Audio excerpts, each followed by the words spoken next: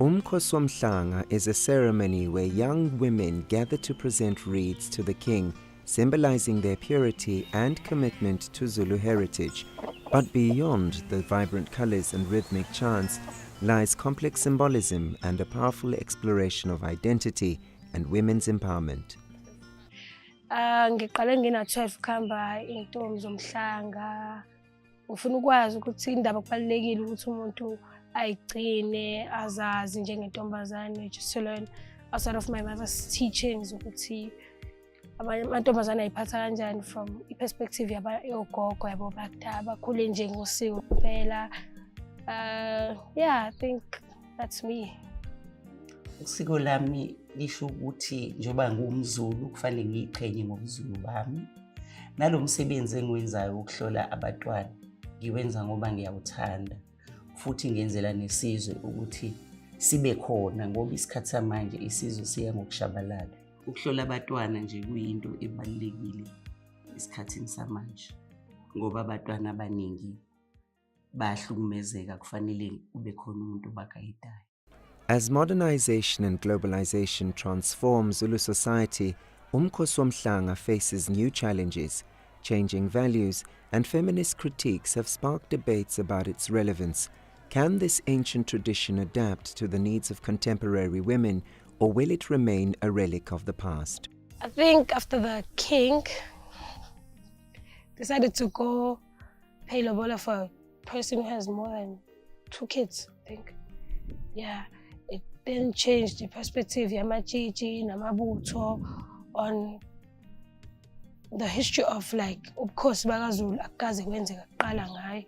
So abantu bathi kuzoba ibhadi nje, it's making us yabo ukuthi sifile ngathi shuthi ke emhlangeni kuzoba yabo izeleze because izos-advise ithini inkosi uma yona ihluleka ukuthatha inqomo ezizobenefita i-kingdom yethu.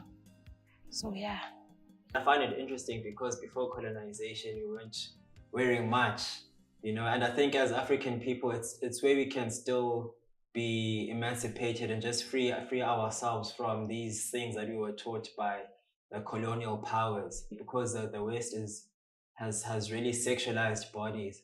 So if I think it would be great if we could get to a place where we are able, maybe a girl is able to walk in the street with a crop top and a short skirt if they want, but not because they're trying to be sexual, but because it's the culture or they're comfortable. Uma uyintombi usuke umuntu ongcwele.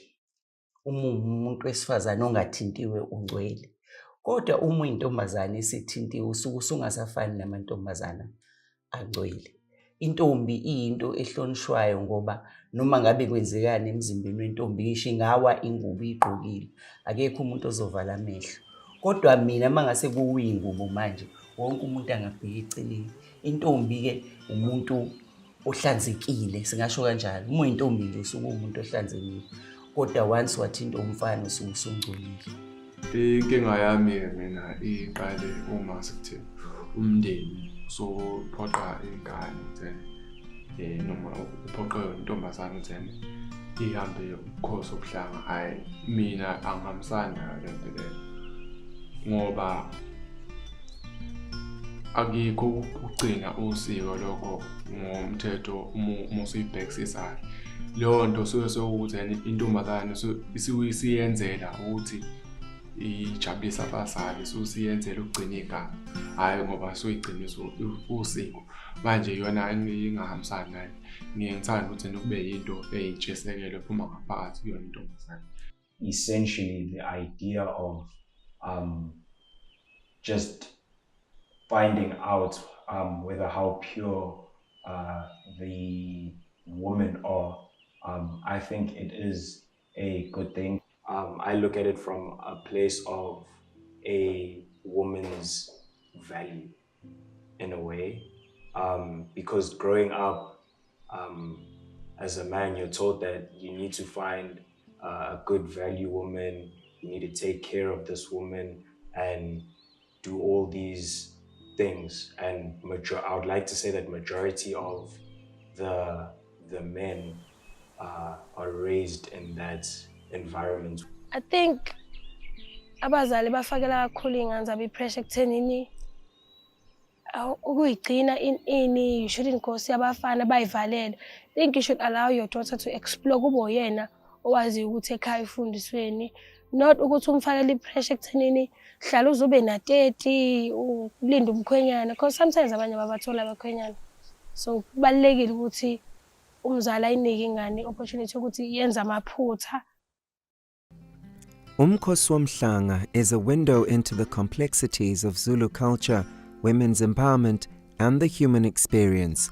Women continue on this journey into the heart of tradition, and we discover their untold stories of how they are redefining their place in the world, one reed at a time.